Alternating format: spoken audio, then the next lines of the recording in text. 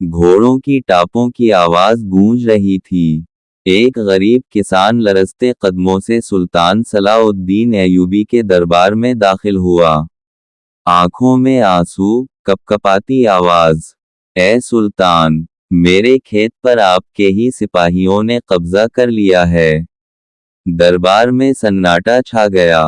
कौन आम सिपाहियों के खिलाफ आवाज उठाता है, और वो भी सुल्तान के सामने। सुल्तान की नजरें भड़क उठें। सिपाही अगर रियाया का हक खाए तो वो दुश्मन से भी बदतर है। तहकीक हुई, जुर्म साबित हुआ।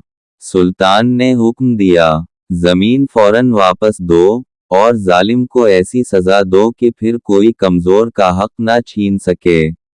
इस दिन रियाया को यकीन हो गया, ये सिर्फ हुक्मरान नहीं, ये अदल का पैकर है।